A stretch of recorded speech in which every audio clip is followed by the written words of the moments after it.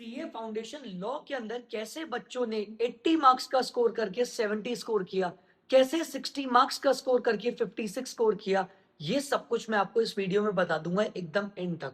क्योंकि लॉ के अंदर अगर आपको मार्क्स लाने हैं तो आप कितनी पढ़ाई कर लीजिए, लेकिन अगर आपके प्रेजेंटेशन में वो बात नहीं है, आपका प्रेजेंटेशन आंसर लिखने का तरीका ठीक नहीं है, आपको मार्क्स नहीं मिलेंगे।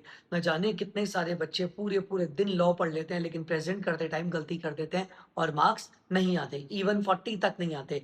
तो मैं आपको कुछ बातें बता के चलूंगा आंसर कैसे लिखना है, और इवन मैं एक आंसर आपको लिख कर दिखाऊंगा, सजेस्टेड से मैच कराऊंगा, ताकि आप लोगों को कोई दिक्कत नहीं आ सके। सबसे पहले आपको एक बात जान के चलनी है, जब भी आप लोग कोई भी आंसर लिखोगे तो आपको मेक श्योर करना है कि आप क्वेश्चन नंबर 2, 3, 4 जो भी हो, इसको सेंटर में लिख के चलिए, और इसको ट्राई करना कि आप इसको पूरा का पूरा ऐसे ही लिख के चलिए।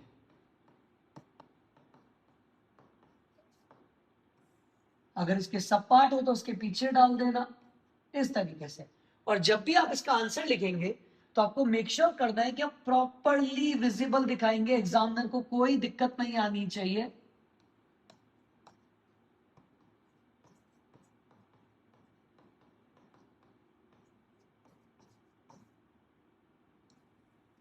इससे आपका प्रेजेंटेशन थोड़ा सा बेटर होता है। अगर कॉपी का मार्जिन ये वाला पार्ट है तो आप मेक श्योर करना कि आप इस साइड ना लिखे, इसको एकदम सेंटर में बना के चले। Question number 2 A, answer to question number A. जब भी आप लोग अपना आंसर लिखना स्टार्ट करेंगे, सबसे पहले आपको अप्रोच याद रखनी है। अप्रोच शुड बी PFC, यानी कि प्रोविजन, फैक्ट, कंक्लूजन। ये अप्रोच बहुत ज्यादा इंपॉर्टेंट होती है एग्जाम के अंदर, और एग्जामिनर इसी चीज के मार्क्स देता है। मैं हमेशा बोलता हूं, सेक्शन याद नहीं होते मत करो, कोई दिक्कत की बात नहीं है। आप रेलेवेंट सेक्शन लिख देना, रेलेवेंट प्रोविजन लिख देना, लेकिन गलत सेक्शन कोड करने से मार्क्स कटते हैं। तो सेक्शन याद करने के पीछे मत भागो। हाँ, याद हो जाते हैं, वेरी गुड, नहीं होते तो डरने की बात नहीं है। अगर हमारे पास कोई क्वेश्चन आता है, जैसे मान लो कि मेरे पास सेल्स ऑफ गुड्स एक्ट का है, तो मैं आंसर लिखूंगा according to section 16 of sales of goods act 1930। अब क्या है, दैट इज कैविट एम्पटॉल। यानी कि आपने देखा, सबसे पहले हम लोगों को क्या लिखना है, अकॉर्डिंग टू सेक्शन। अगर आपको याद नहीं है तो आप क्या लिख सकते हो, अकॉर्डिंग टू रेलेवेंट सेक्शन। किसका, सेल्स ऑफ गुड्स एक्ट 1930। आपको ये भी याद नहीं है कि सेल्स ऑफ गुड्स एक्ट 1930 है, तो आप क्या लिखोगे, according to relevant provision of sales of goods act 1930। अब आप देखोगे, जैसे कैविट एम्पटॉर है, मुझे 100% पता था कि कैविट एम्पटॉर है, तो मैंने उसको कैपिटल करके लिख दिया ताकि एग्जामिनर को ये चीज बहुत अच्छे से नोटिस आ सके। अब आपको अपने प्रोविजन में इसको डिटेल में बताना पड़ेगा कि ये है क्या चीज। तो अब आप कैसे लिख सकते हो, जैसे कैपिटल एम्पटॉर का मतलब क्या है, द वर्ड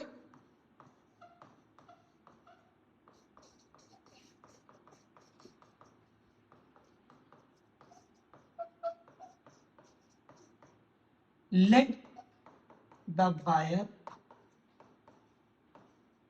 be aware, कुछ इस तरीके से। And so on. If the goods are available in the open market, it is the duty of the buyer to check, inspect, examine the goods before purchasing. The seller will not be liable for the bad selection of buyer. जैसे ही आप अपना provision खत्म कर दोगे, उसके exceptions वगैरह सारे लिख दिए, आपका सेकंड काम होगा, एक लाइन छोड़ के, एक लाइन आपको छोड़नी पड़ेगी। इसको कुछ इस तरीके से आपको ध्यान देना पड़ेगा। एक लाइन छोड़ने के बाद आप इसको किस तरीके से करोगे, यहाँ पे आपको लिखना होगा फैक्ट। ये तो आपने लिख दिया प्रोविजन, अब आप क्या लिखोगे, fact in the given question, in the given question लिख देना, या इन द गिवन केस।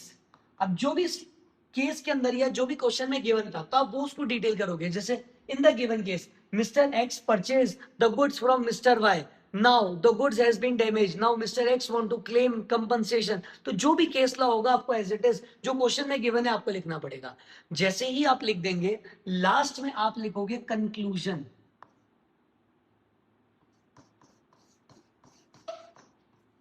कंक्लूजन में आपको एक लाइन याद रखनी है, आप इस लाइन का यूज करते हुए चलोगे, in the light of above provision.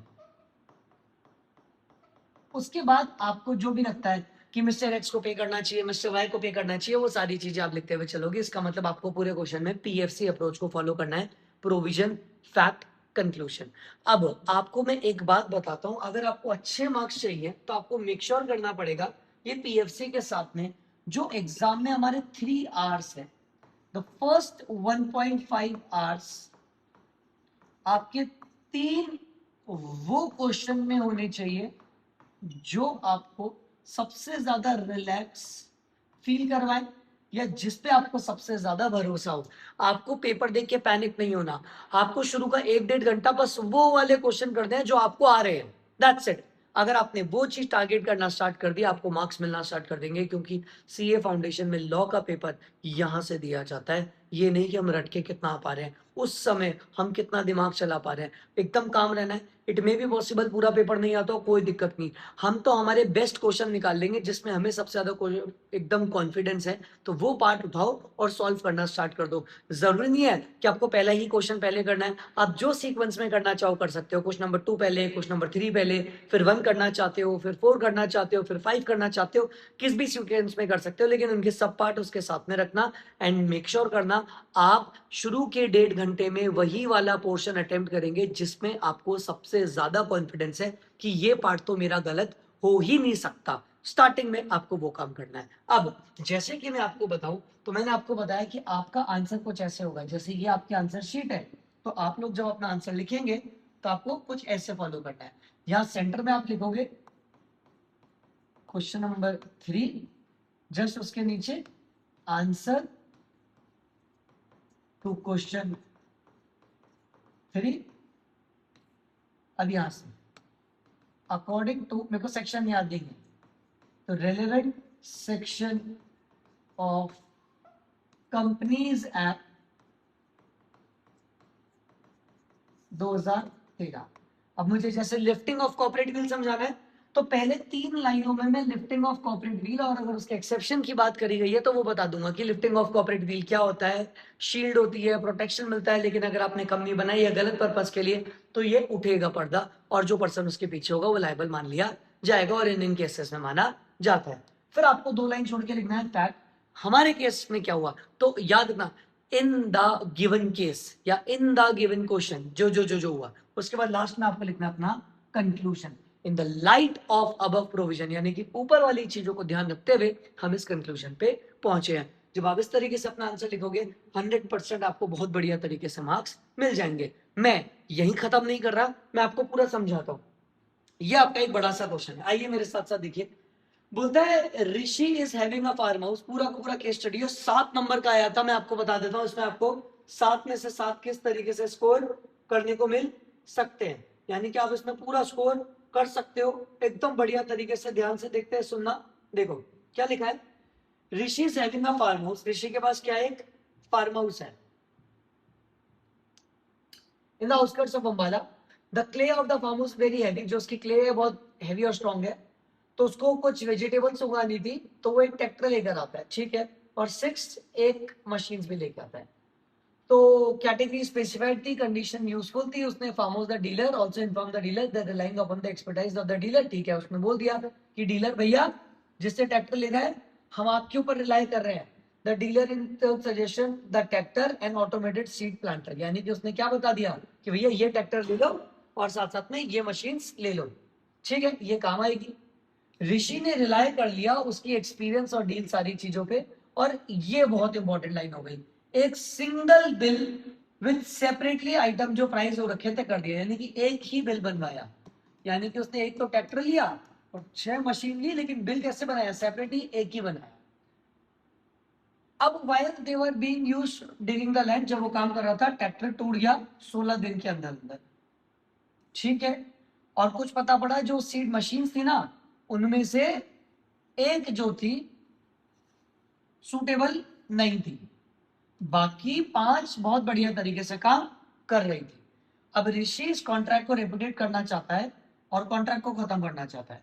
बताओ क्या ट्रैक्टर हटा सकता है, दे सकता है वापस? और अगला, can Rishi return all 6 seeds planter, क्या सारे के सारे भी एक साथ कर सकता है क्या?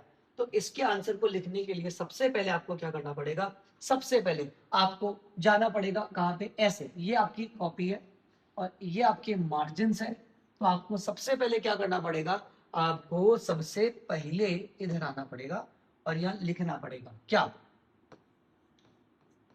क्वेश्चन नंबर जैसे है 7, जो भी हो 6, 5, हम 7 मान लेते हैं, 5 मान लेते हैं, क्वेश्चन 5 सब पार्ट बी है तो बी मान लेते हैं।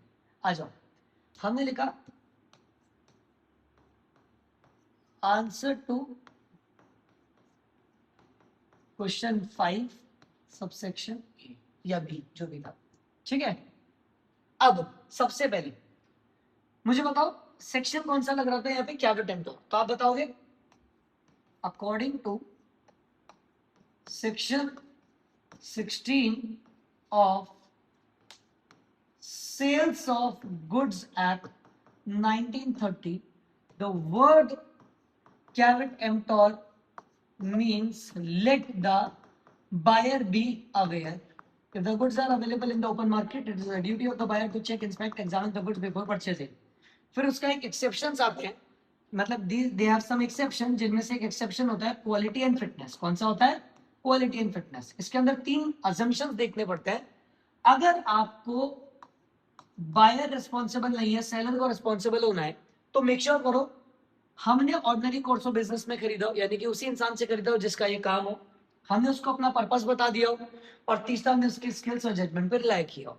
अगर ऐसा है फिर भी दिक्कत होती है तो बायर उसको रिजेक्ट कर सकता है। ये बात करती है हमारी implied condition and warranty, implied condition and warranty की। जिस पर्पस के लिए गुड्स खरीदा जाएगा, अगर वो काम नहीं आ रहा तो हम वापस कर देंगे। फिर हम फैक्ट बताएंगे क्वेश्चन के और कंक्लूजन में लिख देंगे हाँ ट्रैक्टर जिस पर्पस के लिए हमने बोला था उसको सारी चीज बताई, हमने उसकी स्किल्स पे रिलाई किया, पर वो वैसा नहीं निकला तो हम इसको वापस कर सकते हैं। मीनवाइल अदर 6 मशीन्स का क्या होगा, तो ध्यान से सुनना, उनमें से 6 में से एक ही तो खराब है और बाकी 5 तो हम यूज कर रहे हैं, तो हम एक को तो रिटर्न कर सकते हैं लेकिन बची हुई 5 को रिटर्न नहीं कर सकती, क्योंकि वो एकदम यूज करी जा रही है और वो फिट फॉर द पर्पस है, यानी कि वो क्वालिटी एंड फिटनेस के एक्सेप्शन में नहीं आ रही। बोलो बात समझ में, आइए देखते हैं। ये आपका आंसर है। जैसे मैंने आपको बताया था, सबसे पहले condition as to quality and fitness section 16 पे चले गए, तो there is a implied condition on the part of seller that the goods supplied reasonable होने चाहिए उस पर्पस के लिए, बायर ने सेलर को बता दिया हो, बायर ने उसकी स्किल्स पर रिलाई किया हो और वो उसी चीज के गुड्स में काम करता हो। उसके बाद इन द इंसिडेंट केस यानी कि इन द गिवन केस, ये पहले इसने प्रोविजन बताया जैसे मैंने आपको बताया, और यहाँ पे ये क्या दे देंगे, इन द इंसिडेंट केस, और फिर यहाँ पे इन्हें अपना दे दिया कंक्लूजन, ठीक है। यानी कि this amount to breach of condition this, और ब्रीच ऑफ कंडीशन में क्या हो जाएगा कि उसके पास राइट है, कॉन्ट्रैक्ट को तोड़ेगा और अपने पैसे को ले जाएगा। तो आपको PFC। अब इसके अंदर मोस्ट इंपॉर्टेंट चीज है कि आप क्वेश्चन की लैंग्वेज से और आप लॉ की लैंग्वेज से नहीं खेल सकते। आपको बार बार मॉड्यूल पढ़ना पड़ेगा ताकि आपको लैंग्वेज लर्न हो। जितना ज्यादा आप लॉ की लैंग्वेज लिख पाओगे उतना ज्यादा बेटर है। मैं आपको कभी ये नहीं बोलूंगा कि देयर इज अ शॉर्टकट, मेरे नोट्स कर जाओ, किसी टीचर के नोट ना आना भाई साहब। इंस्टीट्यूट की लैंग्वेज है, पढ़नी पड़ेगी, बार बार पढ़ो, काम आती है, बढ़िया तरीके से होगा। तो इंस्टीट्यूट के मॉड्यूल को प्रायोरिटी दो, जितना पढ़ोगे उतना बेटर समझ में आएगा। जितने क्वेश्चन लिखोगे उतना ज्यादा आपको याद होगा और उतने ही चांसेस होंगे आपके सीए फाउंडेशन के अंदर पास होने के। अगर आप लोगों को क्वेश्चन बैंक चाहिए तो मुझे बता देना कि मैं आपको क्वेश्चन बैंक दे दूंगा जिससे आप प्रैक्टिस कर सकते हो। मैंने कुछ नहीं किया, इंस्टीट्यूट के past year question RTP MTP सबको इकट्ठा करके एक जगह कर दिया है। चाहिए तो मुझे DM करके बता सकते हो, डिस्क्रिप्शन में मैंने मेरे नंबर दे दिए हैं।